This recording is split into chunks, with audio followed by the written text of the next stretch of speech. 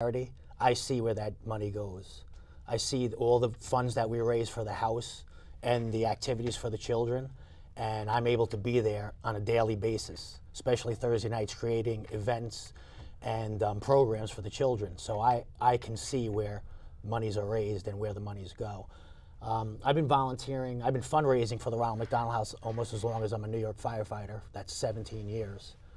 I was introduced to the charity through the fire department and the fundraising efforts that the fire department did. And the first time I went to a Christmas party at the Ronald McDonald House, I saw the children and the families, I met the staff, and I just had to be part of the charity. So 17 years ago. That was 17 years ago. For the last 7 years, I was able to dedicate my time to being a volunteer and to fundraising for the house as well. And I mean, like I said, it's a privilege to walk through those doors every day. And we all are beset with our own problems and issues, but you leave those problems at the door when you walk through the doors of the Ronald McDonald House and you see what the families and the children go through. And as Bill said, it's a place of hope. There's 3 words that personify the Ronald McDonald House, and that's love, courage, and support. And every time I go in there, my heart just gets heavy. You know, you want to help the families more, and you want to see these children survive this. And without the resources, the Ronald McDonald House would make it generally tough for them to navigate their way through New York City. A lot of the families, I would probably say 80% of the families, are not from the tri-state area and not aware of what's happening in Manhattan and even in the general neighborhood. So the volunteers and the staff are extremely kind and compassionate and navigate these families' lives as much as they can, be a part of it. So Jef, thank you for this explanation. When I said earlier that you were a volunteer, you were quick to correct me that you are a volunteer, but not any volunteer. You're a volunteer fundraiser. Yeah.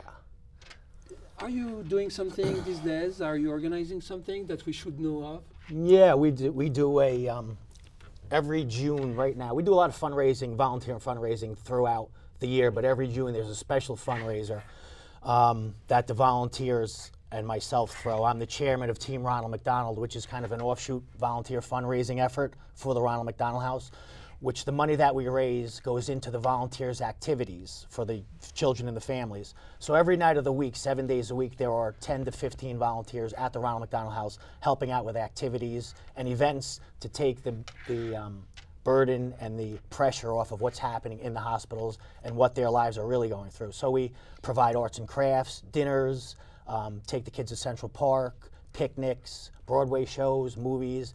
The community and corporations are extremely generous in giving a lot of those tickets and a lot of those finances to help the volunteers as well. But also, we have to raise our own funds for our own activities. So in June, actually June 16th is... If you want to show that to the camera. Is an amazing, amazing fundraiser which we came up with called Imagine, Our Children Without Cancer. And as you can see, we took it off the John Lennon mosaic in Central Park, which we conferred with Yoko Ono on and got permission from Yoko Ono and Central Park Conservancy to have this image. The image actually is of the Imagine mosaic, and these are children from the Ronald McDonald House, and it's beautifully shot, and it's Imagine Our Children Without Cancer. It's June 16th at the Union Square Ballroom on 27 West 15th Street, and that's at Union Square, and it's just a night of fundraising and fun, dancing.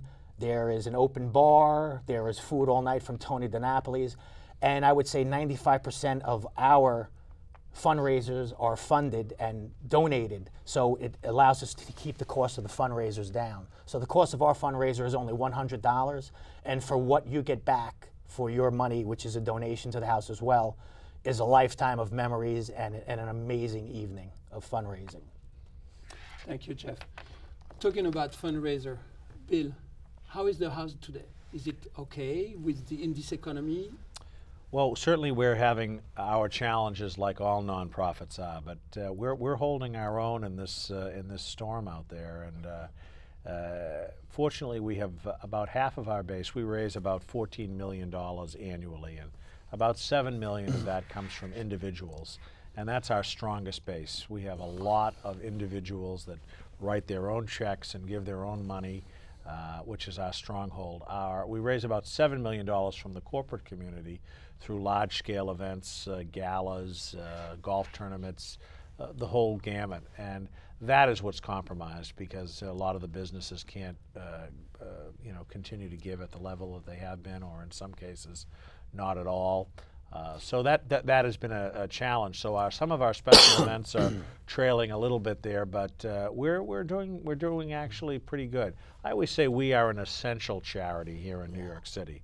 There are obviously all nonprofit organizations are important in terms of what they do, but when it comes to after-school programs or sending a kid to camp or keeping a kid at the Ronald McDonald House for a night.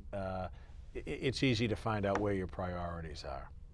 I think that, going back to what Bill has just stated, to reiterate, one of the most important things I learned from Bill Sullivan was that the way the economy was bad, Bill, his staff, are out there every day networking to keep the house going. But one important thing for everybody to understand is that the children and the families at the house, again, I learned this from Bill Sullivan, and I use this in speaking, so I do speak at public schools and private schools in Manhattan and Westchester, is that the families and the children at the house don't have time for the economy to get better. So we can't sit around and wait till the economy gets better to have people donate to the house. So there are extremely generous people in corporate America and private donations that we rely on. And we're really trying to educate the public, of that we want to help these children right now, that we don't have time.